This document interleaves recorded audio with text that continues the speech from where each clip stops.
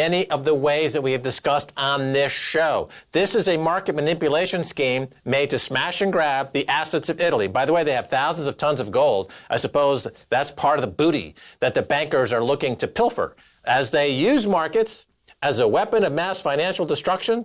Again, as we've been saying, articulating, proving emphatically without equivocation or any pushback from any journalist or government official has never doubted this.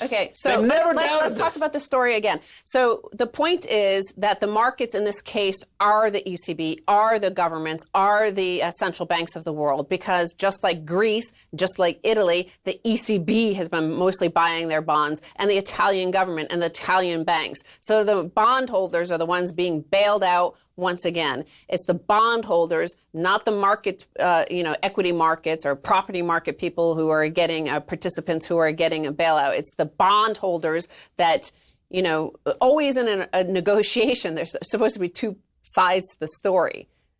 Everybody has to give and take. But like with Greece, the bondholders didn't give a tiny, even fraction of a haircut. None.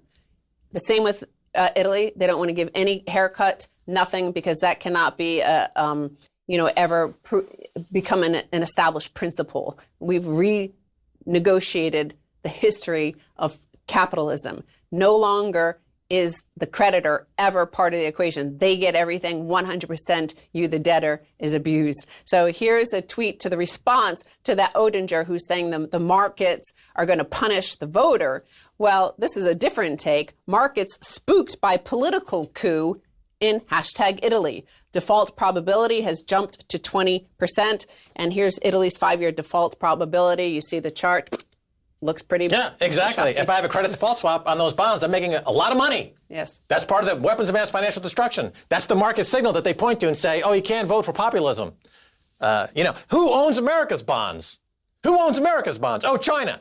How do we invite China to do to America what the IMF is doing to Italy? I think that would be an excellent experiment on market terrorism expressed on the geopolitical basis. Let's see. China, do you have the cojones? Do to America what the IMF is doing to Italy. Let's see that. I want to see that.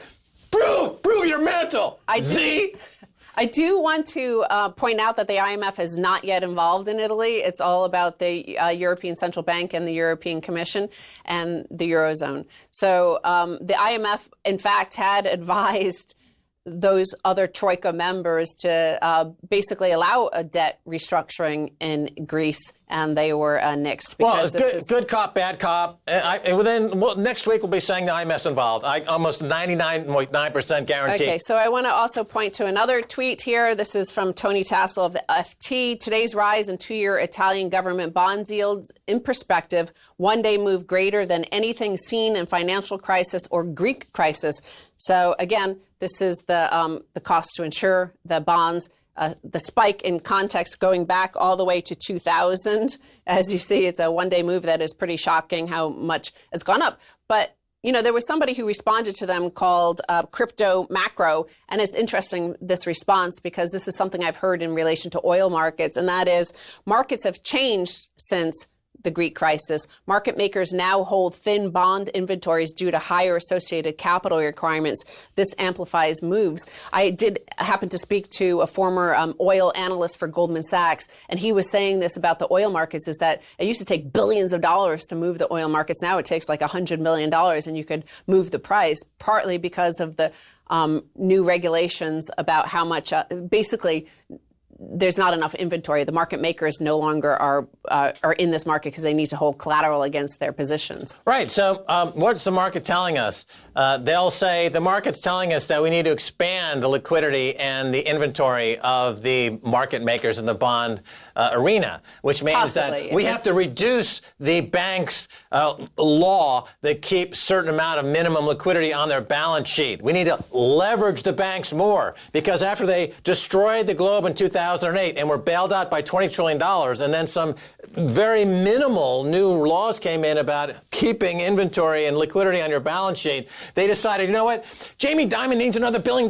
Lloyd Blankfein needs another $1 billion. So we need to roll back those regulations so they can keep even less on their books and leverage the economy even more. And if anyone protests with a populist political uprising, the market tells us that they must be disabused of this notion. This is market fundamentalism. It's no different than jihadis. It's market jihadis, the same thing. To be fair, my personal opinion about those regulations is that we didn't need any new regulations because what the banks did was already illegal. To smash and grab assets from individuals and pension funds was against the law, I believe. And they created these new regulations in order to pretend to the population that something was being done and that what happened was so unique and new and had never been unknown before, but it was simple, old-fashioned crimes of finance. So that was just a distraction, but I do believe that those regulations did have an impact, particularly on smaller banks.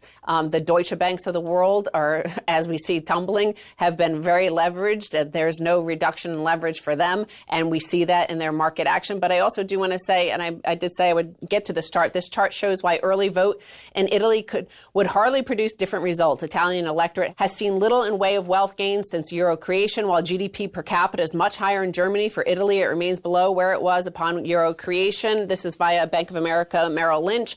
This is Germany, this is Italy. As you see, this is the introduction of the euro. They moved in lockstep together after the introduction of the euro, but GDP per capita.